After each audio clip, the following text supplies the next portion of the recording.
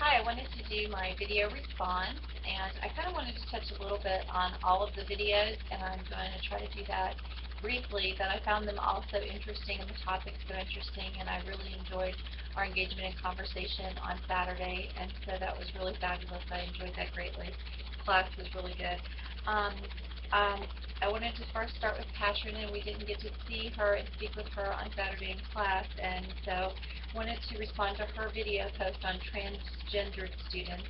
And I found it very interesting that you were able to identify that they're still facing many of the same barriers of 20 years ago. I found that very interesting. And you mentioned work that you're doing with Dr. DeVita, and I was wondering if this would become part of your data collection in any way for your projects with this particular class.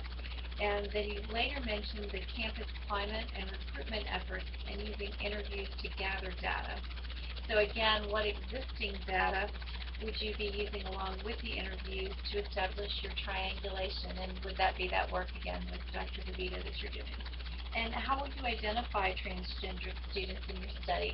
I didn't know if you were going to just solely rely on transgender students who self-identify themselves and, of course, volunteer for the study. And if so, is there a difference in the self-disclosing transgender population versus um, the population that maybe isn't as free to self-disclose? So I felt like there was a lot of interesting layers to your population in particular. And you did such an excellent job in your video with tying to the readings that I don't really have anything to add to that. So enjoyed yours, and I thought your topic will become very interesting as it unfolds. And then in Carmen's video and from our classroom discussion as well, your topic on the tutoring experience with the non-traditional student of over age 25 and also family status. You talk about tutoring as a feeling of connectedness, and I enjoyed that part of your video when you mentioned that, because it made me think of some very specific students here on my campus who that was their connectivity piece here on our campus. They both were tutors and were tutored, and they very much, that was their, as you say, club or connecting piece on campus. On our campus, tutoring, one piece of tutoring is handled through TRIO or student support services, and they have a special lab and a designated space on campus, and students can kind of feel like it is a special area that they belong to or go to. And one piece of tech support that I wanted to tie in with yours from the college students in the United States, on pages 16 and 17, they talk about first-generation college students, and I thought that was really interesting tie-in because, again, they are so often a population that generally does need a lot of times tutoring because they come as an underprepared student, which kind of tied a little bit to the area that I'm interested in, so I think that's why I made that connection as well, and I see that a lot on our campus as well, so I just wanted to make that connection, and that was on page 16 and 17 in that text. So moving on to the next person's video is Karen's video, and he wasn't in our group, even though he was in class on Saturday, so I'm not sure if he'll see this posting or not, but his video I found very interesting, his approach and assumptions leading to his group selection. So I just really, I hadn't thought of it that way, but to correlate one racial group trials with another, and then looking for the similarities, I just found that very intriguing.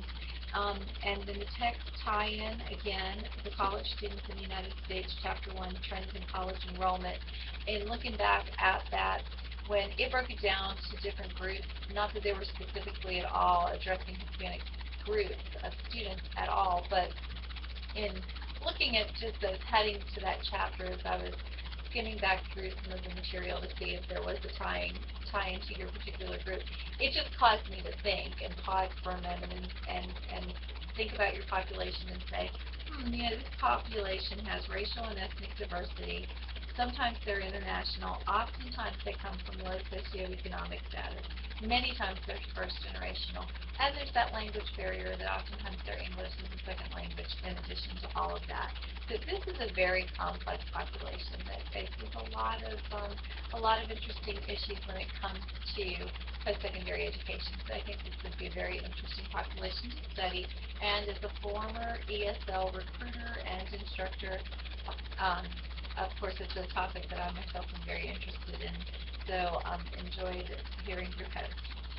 Mary Ellen was in our group on Saturday, but we don't have a video from her in our module, but I did at least want to briefly mention something to her just in case she gets to see our video post, that single moms in community colleges, as an afterthought, I thought after class was over, it dawned on me that she would really need to define what single mom is, because not married might be too much of a, to simply be a technicality for some moms to cohabitate with another adult who offers care and support. So I felt that there could be many, many text connections, by the way, but since I wasn't even sure that she's going to see this, and for the sake of time, I'm not going to tie in with that. But again, just because somebody is technically single, not married, may not mean that it's a single-parent household, because there could very easily be two supportive adults within the household. So a definition may really be needed for that population. Cindy Fisher, both video post and in person, your Hispanic Fathers in ESL program. Enjoyed in your video when you tied your college experience looking at the whole man concept. It was an excellent tie-in to the last week's reading. And I was interested in what you might be using as your existing data, if you're going to use observation or persistence rate from your community college. You did a very extensive tie-in with our text reading, so I didn't have anything beyond that you already covered in your video post. And not in our group online, but in our Saturday meeting where Annie and Sharice, but I'm not sure that they'd see this, so I'm not going to take up a lot of time by responding to theirs since they weren't in our group initially. And hopefully, I'm just going to hope that they're receiving feedback wherever they posted their videos initially. If for some reason Annie and Sharice are seeing this and you're not getting feedback and you'd like some, if you email me, I'd be glad to send you some feedback by email. It was delightful to watch all of your videos and chat with those of you on Saturday who we did get to, and I really appreciate you working with those of us who were on WebEx, and we got to actually communicate with you, and we really appreciated your extra efforts in doing that. Thank you all so much, and I look forward to working with you all some more as the semester goes on and hearing more about your project. Bye for now.